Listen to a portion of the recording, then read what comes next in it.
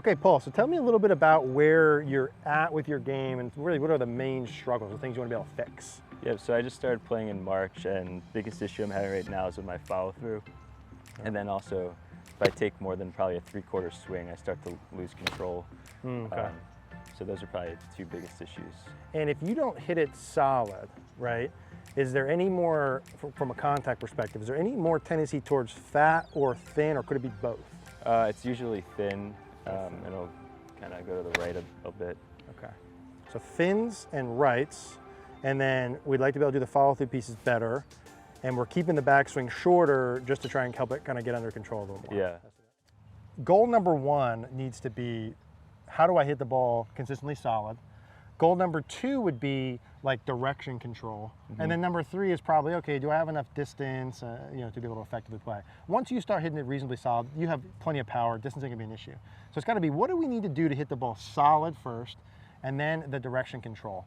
Now, a lot of your direction control issues that would come in stem from you not hitting it solid. It kind of takes us back to step one. Yeah. So when we look at this, we got to identify, hey, what is it that's causing those issues with the solid contact?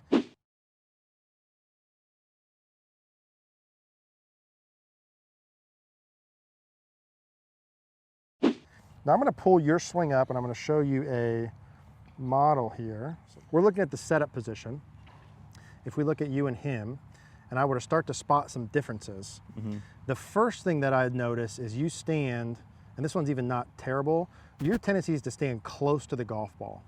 If I were to measure from your foot line to the toe line, or toe line to the golf ball, and I were to measure him from toe line to the golf ball, he's standing farther from the ball.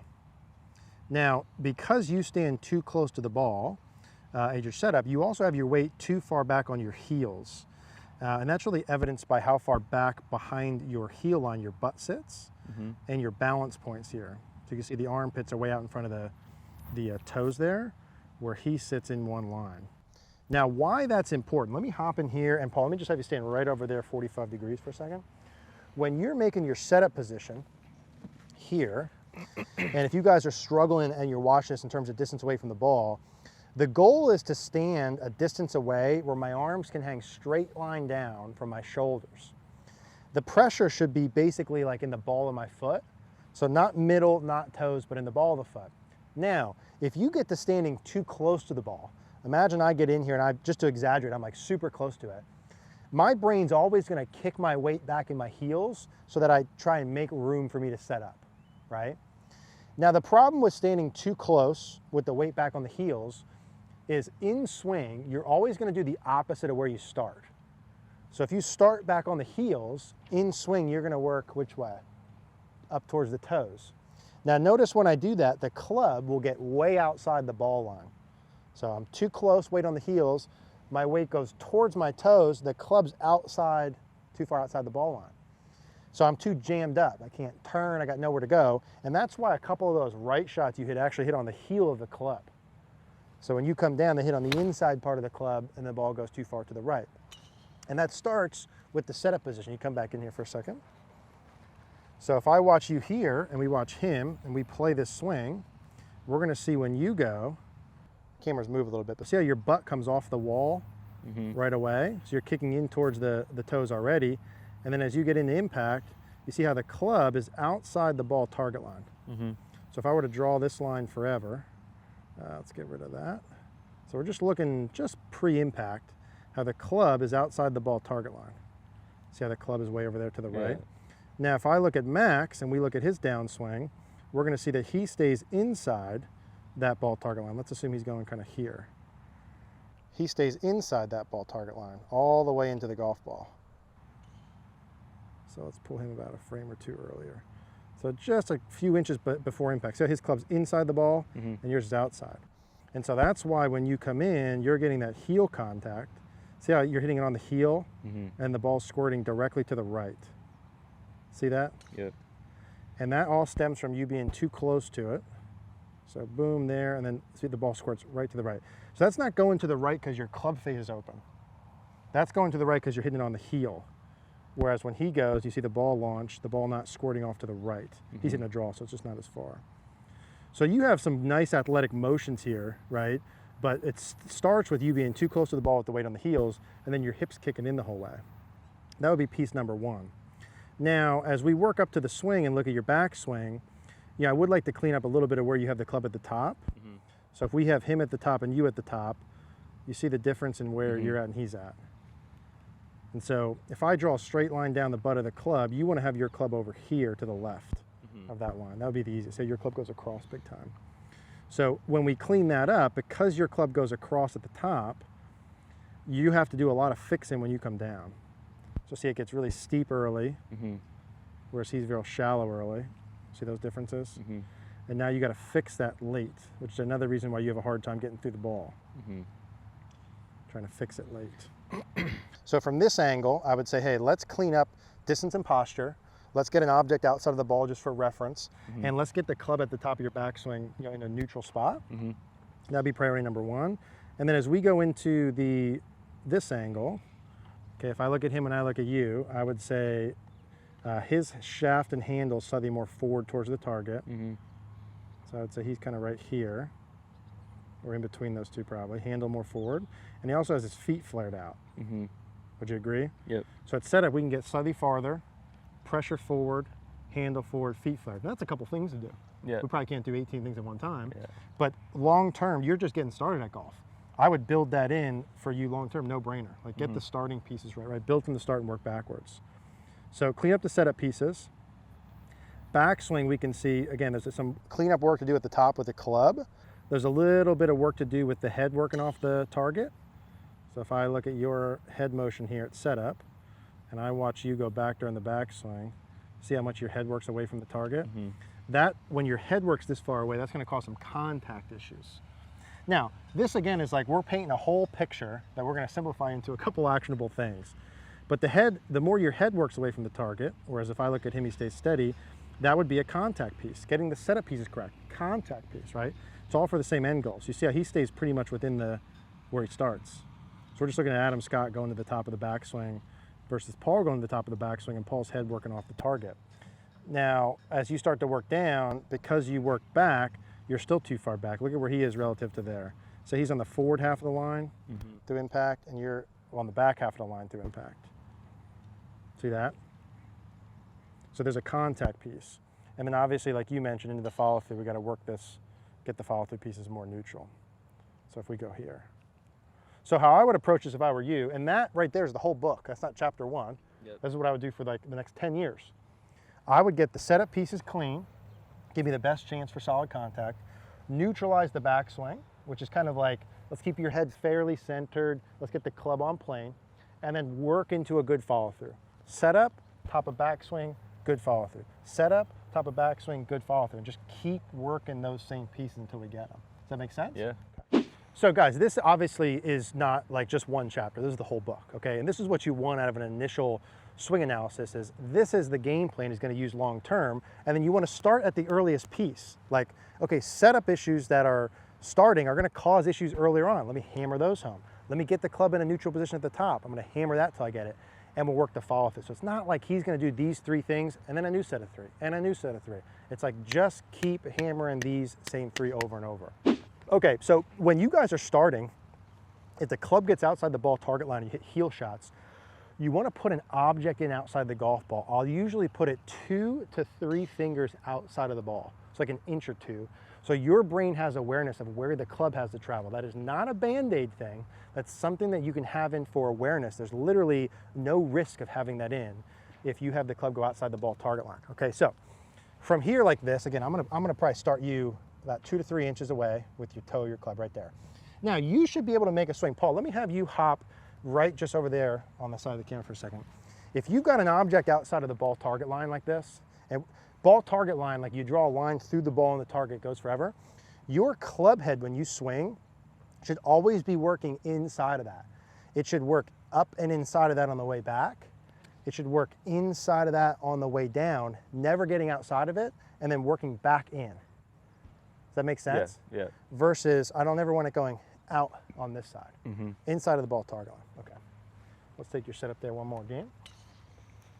So in terms of the distance away from the ball, right, and getting the balance points correct and how to find your spot, because Paul's standing too close, the weight's back on the heels as a reference, I'm gonna just pull him about 1 inch farther, and we'll talk about how to measure that as we go. But basically, Paul, why don't you get in there where you feel comfortable? So don't try and fix anything, just go what feels normal to you.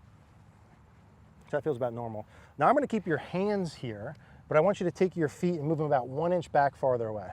Good. Now, you should feel like, whoa, I'm far from the ball, because this is different than normal.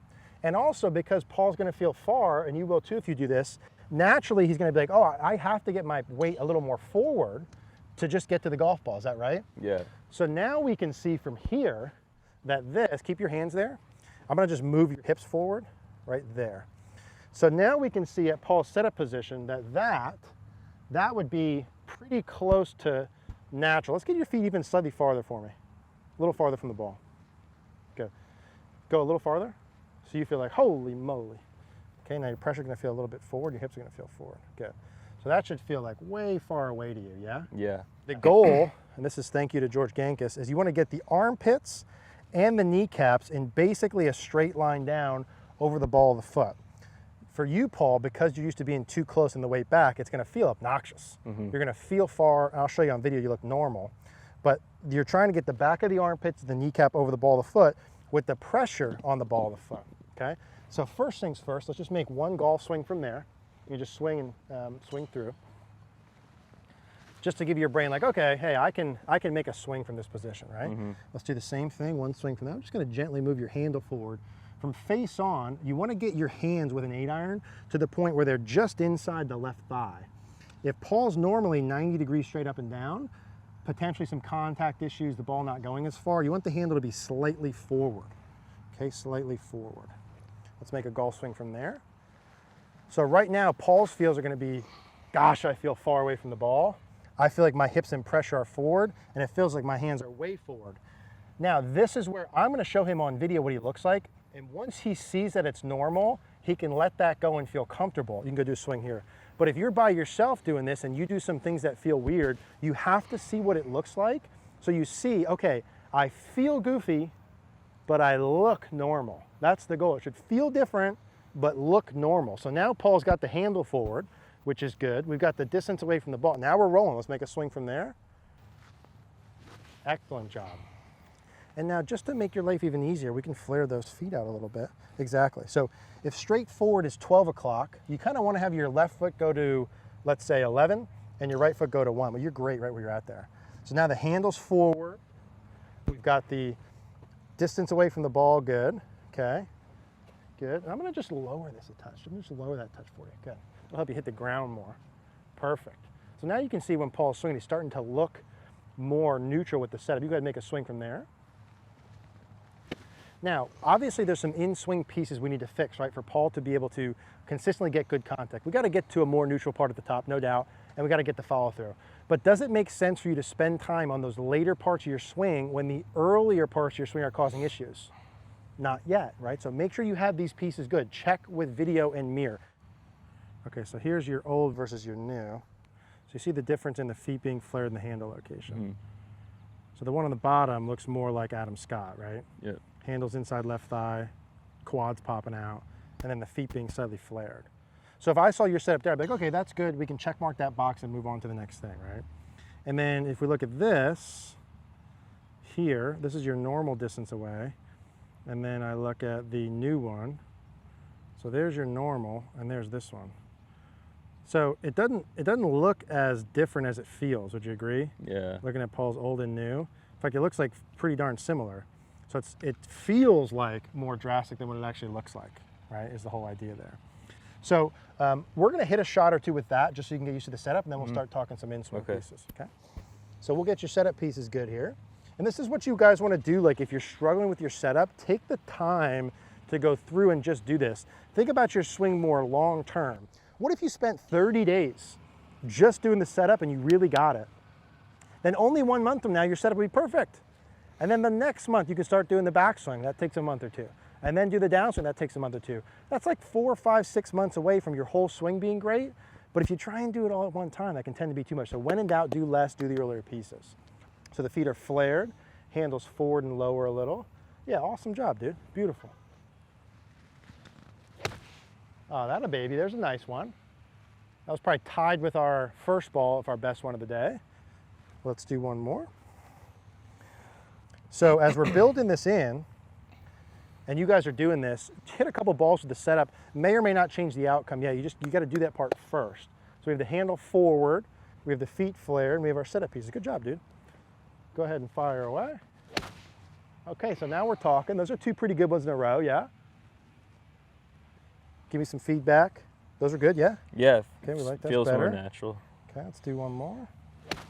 When I said one more, I meant three more. Handle forward, feet are flared. Good job with the setup. Go ahead and fire when ready. Okay, nice. So now we got 3 shots in a row that Paul hit where we're starting to get the contact pieces more consistent. He's getting used to that. Now, if I was with him practicing, I would let him keep hitting with just these pieces and keep getting more comfortable and confident and have time with this, and then we'd probably start to tackle the things next time.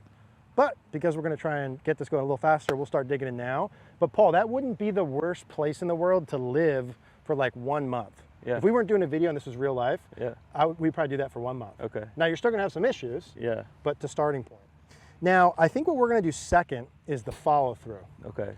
So the caveat, you guys, is like I said, hey, do the earlier pieces, and no doubt about it, Paul's backswing stuff leads to some issues. We saw cross, steep, fix it. But the follow through likely will have more immediate impact on some of the outcome stuff. And then we can work our way into the backswing and kind of solve that piece. So let's talk follow through here for a minute, Paul. Okay, let's take your setup. Actually, let's take your setup, pretend you got a golf ball there for me for a second. So we got the handle forward, the feet flared, and the setup pieces. Paul's gonna be doing the same thing over and over for years and years and years. I go to like if you ever see pros play and practice, they're the best at doing the same thing over and over, the basic stuff. They're also the best players, okay? That's not by accident. Anyway, follow through. Paul, why don't you show me from here with no backswing, what you perceive a good follow through to be at kind of arms parallel to the ground, and then we'll move around. It doesn't have to be perfect, just kind of show me what you got there. Yeah, okay, good. Now stay right where you're at. So I would say a good follow through here, you see this foot, how your shoelaces still face the golf ball? Mm-hmm. You want that to face the target, okay? These hips should be 90 degrees turned, as are your shoulders. And this club should be extended out. Let's straighten this arm a little bit more here. Now I know you mentioned about the folding and the rotating, and we'll get into that, but as like a level 1 starting point, I would have this be about your follow through position, okay? Right about here. So let's relax for 1 second. And I'm gonna pull you up in your follow through versus a model so you can see what we're talking about here. And this is too, when you guys are practicing, like when you're getting a lesson, we're gonna use video a lot so you can see it. You wanna be doing this with yourself or with a coach, like constantly looking at yours versus a model, yours versus a model. Mm-hmm. Okay, so what do you see different between you and he? Yeah, it's the arms aren't straight there. Yeah. So I would say if I looked at him and you, I'd say easy to see the arms, right? Yeah. His arms are straighter. Go ahead. And the hip and knee. Turn more. Yeah. And so his right leg's actually straighter, but it's also turn more. Mm-hmm. Yeah, the hips are turned, the arms are straighter. Yeah. That's a good mantra to have. The hips are turned, the arms are straighter. So if I can hop in, grab your club, Paul, and why don't you go actually over here? You probably see it better from this angle. I want you to see it and the camera to see it good, at the same time. If I were to demonstrate a perfect follow-through position, Paul, I would say what you're looking to do here is get into roughly like this. So I would always check shoelaces at the target. My knees, hips, and shoulders are all square, and the arms are extended away. So you mind if I hit one with your club? Yeah. So if I was gonna start practicing, we'd get the setup pieces, and I would try and get into that spot here. Foot, knees, hips, shoulders. So if I were to just bunt one out there first, and watch me into the follow-through position here. So look where I'm finishing here. Foot up, knees, hips, shoulders, arms out. This would be a position for us to be able to get to. Let's go ahead and do a couple of those without a ball. When you guys are practicing, if you can get the setup pieces and the follow-through pieces correct, keep hitting that same spot. Shoelaces towards the target, knees, hips, chest, shoulders, all square, arms extended. You can't get too good at that stuff. And then what we'll do is we'll clean up the backswing piece to make it easier to get to there. So we have our handle forward, feet flared, hips forward. Holy moly, okay, we got a lot going on. Now from here into the follow through, what I would start with is no backswing, go from here to the follow. Now you're gonna have to feel like this foot gets going on those shoelaces pretty quickly. Mm-hmm. So let's go into the follow through. Go ahead. That a baby. Awesome. So this is turned, the knees are turned, this is turned. And what I would say from here, let's get that arm a little straight if you can. Good. In a perfect world, just to give you some references, the club head might be slightly right of your hands, and this shoulder would be slightly down a little more. Okay, let's do that again. So make sure you get that foot going. Arms straight, hips turned. Arms straight, hips turned. That a baby. Arms straight, hips turned. Awesome. That would be about perfect. Now, right here, what does that feel like different to you compared to normal? I just feel like kind of contorted. It just doesn't feel natural. Good. Unnatural is good for you, because here's what natural is. And unturned, right? And natural would be bad. Good. And that's a key thing here. Like, go ahead and do another one. If you have an issue, right, in your swing, it needs to feel not normal and different so that it changes. Because natural is the normal in the bounce. Do another one. Hips. Yeah, good, good, good. Now, it's going to start to feel more normal after we do some, right? But I get what you're saying. It feels like, man, I'm really forcing my body into these positions. This doesn't feel normal and natural. That's what you're looking for. Okay, go ahead. That a baby. Okay, one more. So the hips are turned, the arms are straight. Awesome. Okay, now, after you do a basic motion, I'm like, okay, I know how to get there. Now I'd start to add like kind of a half backswing, and let's try and get to that same spot. So we'll get our setup pieces good. Handle forward, that a baby, good. We'll make a little half backswing and then try and get to that same spot. Awesome. Now I would say for you, Paul, if you invested your time and energy in these places, your return on your time would be the highest to get that first goal we mentioned, which was solid contact. Boom, boom, boom. Now, once we get good at that level, we'll just go longer, longer, longer. Let's do one more at that swing length. Setup pieces are good. Hands forward, feet flared, that a baby. Halfway back and then into the follow through. Awesome job. Let's do that again. Halfway back and into the follow through. Awesome, one more. Good setup, good follow through. Awesome. So we were hitting some shots before with your full swing with just the setup pieces. That can be a, sort of a good place for you to start with your practice. And or we can start here like this and just hit those kind of little half, three-quarter swings. So why don't we try one or two with this in. So we'll get your setup pieces good. And then you hit Paul on this and just hold your follow-through position. Okay. So when you're doing these, you're looking to get the motion correct into the follow-through and give yourself a checkpoint. Regardless if you hit it good or bad, we'll hold the follow-through. So good setup, good follow-through, hold your finish no matter what. Stay there. Okay, good. Now that was a good shot, pretty good here. Let's get your foot more on the, yeah, good. So see when you do that, it makes it easier for your knee to turn, and then your hip can turn through, chest and shoulders turn through. Beautiful. The more this shoulder stays down as you do it, the more you'll hit the ground. The more this shoulder rides high like this, kind of like an overhand tennis thing, you might not hit it right, but you're gonna hit some thins. So this will just stay down. That was pretty darn good for your first time. Let's do that again. Pretty darn good. And again, the goal in the beginning is do the motion correct, but the outcome we're looking for is like, okay, if you start and you hit 10 shots and maybe 4 are good contact and 6 are bad, you want that ratio to change, right? So 4 goes to 5, 6, 7, 8, 9, 10, more and more good, less and less bad. Get the setup pieces good, excellent job. Half backswing, then get to the follow through position. Awesome job, dude. Beautiful. Now, you notice when Paul's doing this, we didn't fix any backswing stuff yet, right? That's still in there, and we're gonna need to do that, but he can get really good at these pieces first, start hitting it more consistently solid. So we're gonna have some issues, right? And then we can go in and start to work on those pieces. So what I would do, Paul, in terms of your practice, is start here. We got 3 elements, right? Setup, backswing, follow through. I would get really good, I wanna give you the finger, these 2, right? Setup and follow through. And then I'll show you when we're done how to start the backswing stuff, but I think that's entirely too much to do at one time because you have 4 setup pieces, right? Because again, first 30 days in your life, we do just the setup. Yeah. All right, guys, so hopefully that helped you. Leave a comment. Thanks to Paul for coming out and helping us out today. That for sure is gonna help his game. Again, the key to him getting better, the key to me getting better, the key to you getting better is you have to do the analysis part correct. You have to be able to know what the key pieces are you have to be able to fix. Imagine you spend all your time fixing the wrong stuff. Okay, you have to know what you're trying to fix and how to fix it. So now Paul's got, hey, I can do the setup pieces, a couple pieces to do at one time, but there's not gonna be more after that. That's it. Just keep hammering those, get the follow through, and then we'll clean up. Maybe we'll do the backswing as a second lesson. Maybe we'll do another lesson video or something. But hopefully that helped. You guys have any questions down below? If you want a swing analysis like this, a lesson like this, go to cogornogolf.com. Would love to analyze your swing and build you a plan like that. Thank you guys for watching.